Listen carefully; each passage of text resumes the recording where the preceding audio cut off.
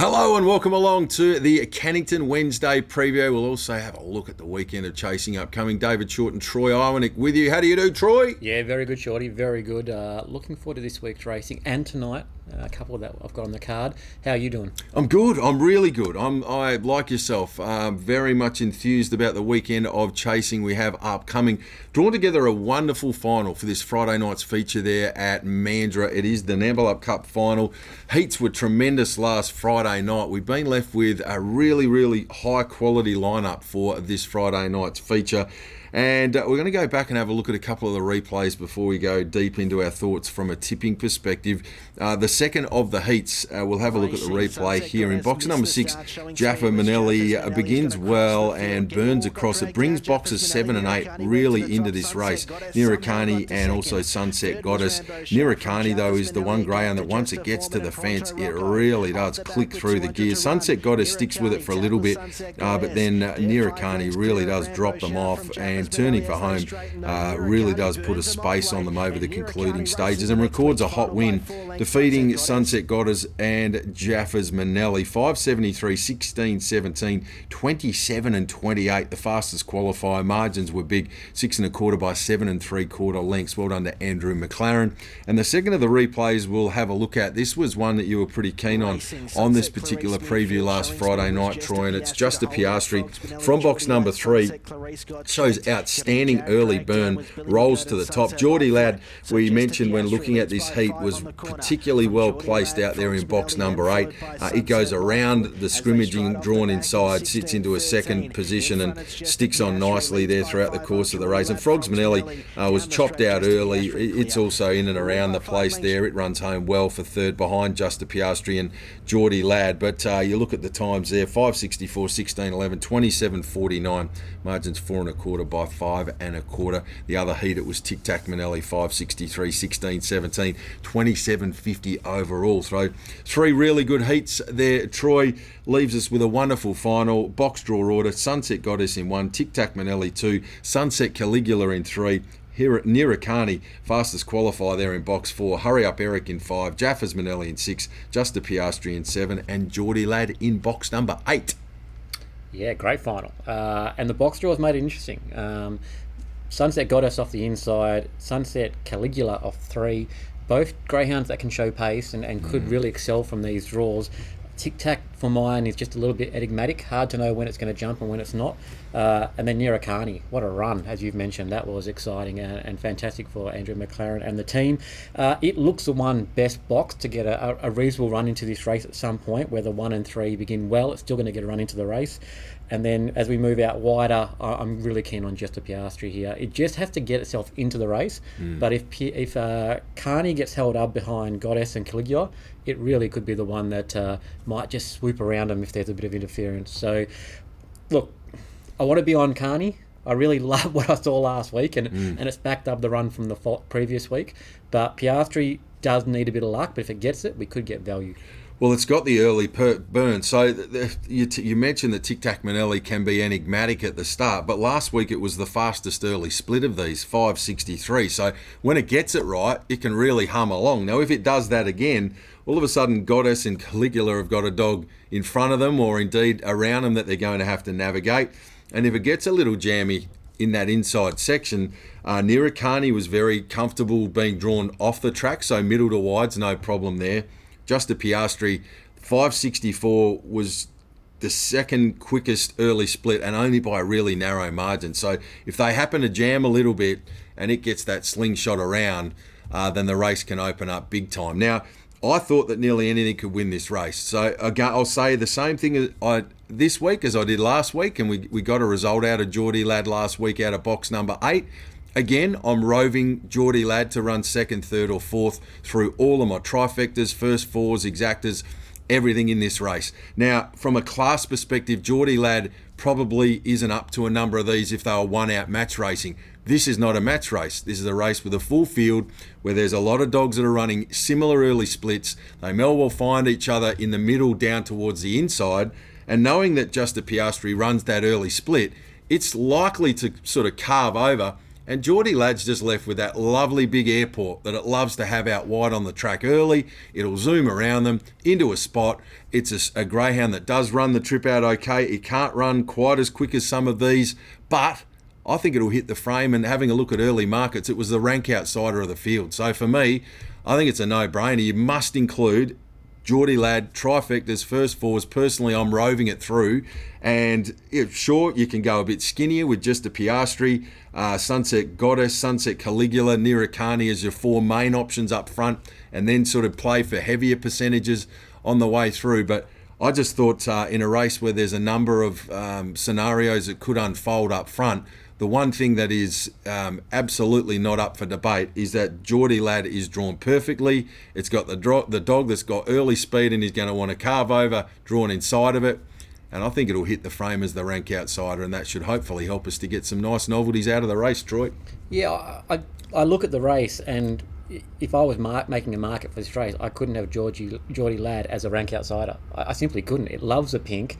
Everything you've just said is exactly spot on point. Now, don't ask me who would be the rank outsider because it's such a tough race, but it wouldn't be Geordie Ladd because it just loves the pink and it loves to get that bit of room. So, yeah, look, I'm probably still leaning towards Piastri just because I think it's got the pace if there's trouble on the inside. But from what we saw from Carney last week, Nira Carney, it could be a greyhound on the rise in a serious way if it can keep repeating that and running those sort of times. So it was really strong to the line, which I liked. That was good. It dropped off the greyhounds behind it a bit and really accelerated. So, exciting greyhound. This race, I think we're going to learn a lot from some of these dogs going on in the future weeks. Nira Carney being a big one. Yeah. That maybe we could see it in bigger races coming up. Well, we know when the big races are on, Dave Hobby's always hard to beat, and he's got a very strong hand going into Friday night's feature with half the field, once again, 4 of those. But many winning chances, but for me, just sharing my betting strategy on the race, it'll be all around Geordie Ladd hitting the frame and hopefully jacking up those novelties. And just if you're not sure of its record from box number 8, it's had 4 wins and 11 placings from 17 tries. So 15 out of 17 when it's drawn box 8, it's run top 3. They're numbers that they don't lie. They give you a pretty good indication of where the dog likes to be on race night. All right, that's Friday night down at Mandurah. Let's switch our focus to Cannington on Saturday night. No feature races of note, but there's a really, really good program throughout the course of the evening.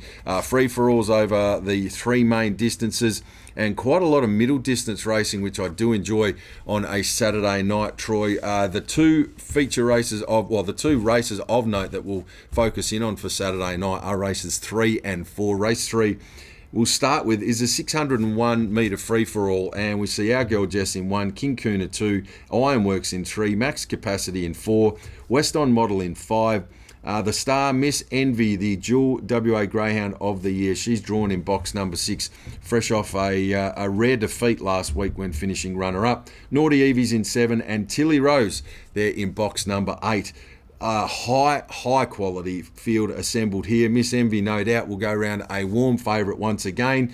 However, if she does anything wrong, there's a lot of really, really smart dogs in this field. Our Girl Jess off box 1's very capable. King Kuna's been in a purple patch for the Chili Man. Ironworks we know is a very strong chaser. It'll charge home. West On Model can run really quick times on its night. Max Capacity we've seen race in Galaxy Final. And Tilly Rose is a greyhound that bobbed up at big prices last week. It's a wonderful lineup. Yeah, great race, great field.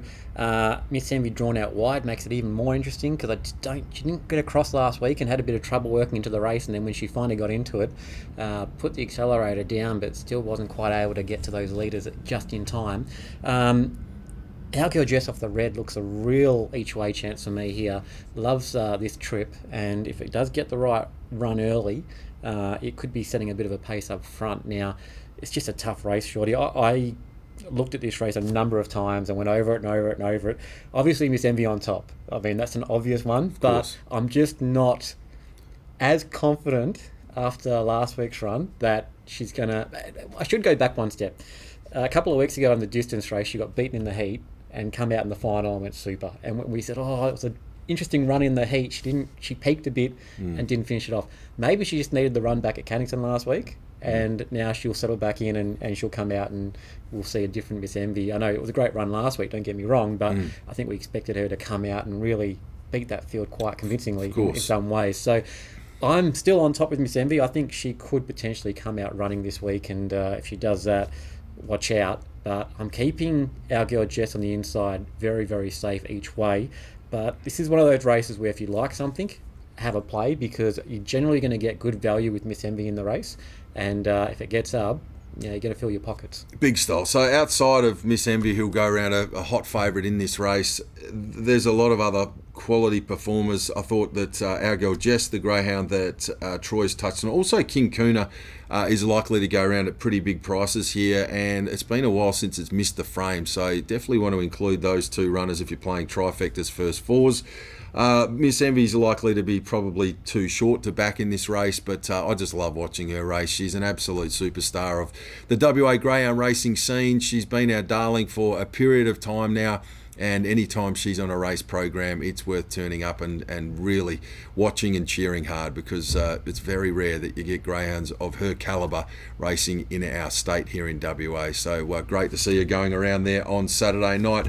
She'll be short, but likely sweet on a Saturday in the 601 metre free-for-all. On to the free-for-all over the 520 metres, and box 1, Spencer. Box 2, Pam Keeping in. 3, Silent Assassin. 4, Iconic Guess. 5, Farmer Russell. 6, Frogs Manelli. 7, Aston Walker. And out in box number 8, Aston Nero. We'll go back and watch the free-for-all from last Saturday night. A number of the combatants here go around in this particular race.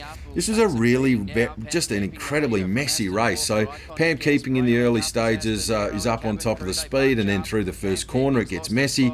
We see Iconic Guess eventually roll up towards the top again. There's jamming and it gets messy up top.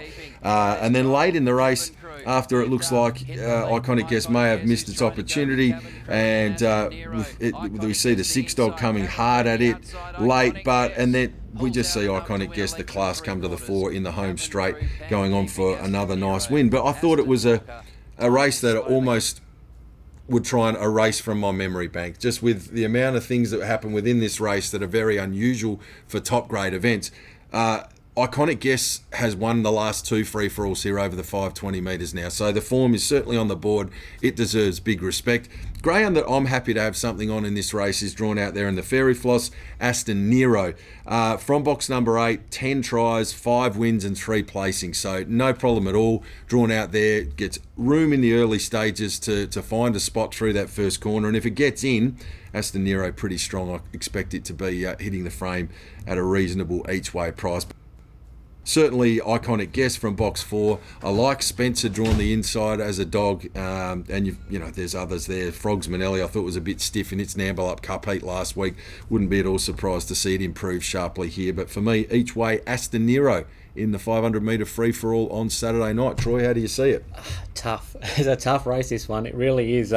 When you go through and you look at the form next to some of these greyhounds, and it looks impressive, but some of the runs have just been unlucky or lucky in some respects, and so the form's hard to gauge a little bit in this race.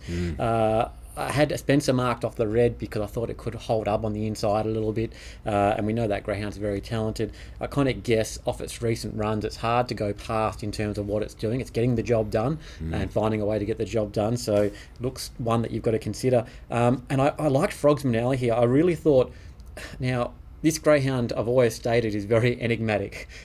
When he jumps and gets it right, he can run anything. He can do anything. We won a Perth Cup heat, of course, in really impressive fashion earlier in the year. So very, very talented. Just got to get the start right and get it all together. But if he does in a race like this, game, set, match. Because if he lands near the arm and runs quick time, they're going to have a big, big job to catch him. So I'm going to go with Frogs Manella here. I just reckon he's got the right run in this sort of race. And I thought, like you, his Nambeelup Cup, he was a little bit unlucky in some of the races. In that race, I should say. Indeed. And I think this race, it could just pan out in his favour, but he's got to get the start right. So if he gets it right, we get the money. He chopped out really badly at a crucial stage. We watched that replay a little bit earlier.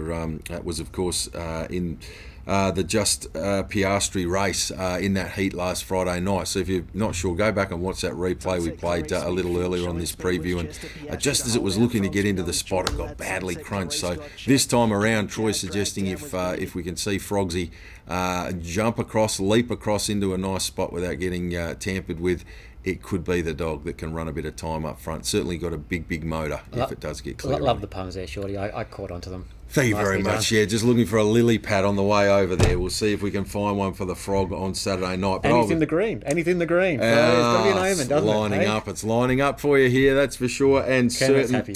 Indeed. I'll be going, though, with Miss Picky, Aston Nero, out there in the pink. So we'll see. Maybe we can take a Quinella with Kermit and Miss Piggy to get the job done together in the green and pink for us there. What have we done to this race, Shorty? What have we done? Oh, dear. Hasn't that gone sideways quickly? Never mind.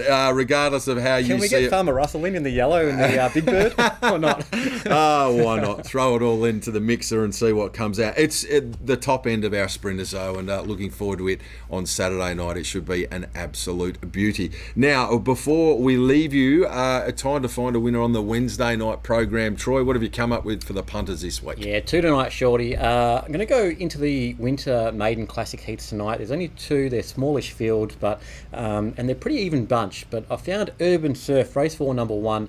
This greyhound's had the red in a couple of trials earlier and managed to use it very well. I think it can lead tonight off the red. It looks well suited. Obviously, maidens are hard to gauge a little bit, but it looks a likely leader. It does need to hang on, so it needs to get a clean run. But if it does, I think we get the money in that one. And then race 10, number 7, Crenshaw King. This greyhound did it for us last week, running an incredible 6:42 early, which is flying, 21:65. Repeat that, and we get the cash again. So tough race. It's a tougher race than last week, but it's still a very similar race where if this greyhound jumps, it should get the cash. Well, if it's a rinse and repeat, if it can reproduce that early split, good luck holding it out. And the overall time was deluxe as well, so very impressive. Good luck with those 2. I am heading to race 6, number 1, Queen of Kuna, as my on-topper. Just racing really consistently of late here. Comes up with box number 1, which it's never drawn before. You'd think that'd be a nice advantage. It has run sub 30 in 4 of its last 6 starts, and it's won 4 of its last 6. So arrives at this particular race full of confidence from a good draw in a good kennel with the Chili Man, and I thought it looked a really nice hope tonight. Race 6, number 1, Queen of Kuna. If you're yet to make plans for this upcoming weekend, get in contact with the team at Greyhounds WA, of course, chasing at Mandurah on Thursday and Friday night, and every Wednesday and Saturday here at Greyhounds WA Cannington. The Box 1 restaurant in full effect. Get in contact with the team and book a table tonight. That's us done and dusted for this Wednesday. Thanks for your company on the Cannington Wednesday preview. We'll be back this time again next week to do it all over again. All the best to you, Troy. You too, Shorty. Good luck, viewers.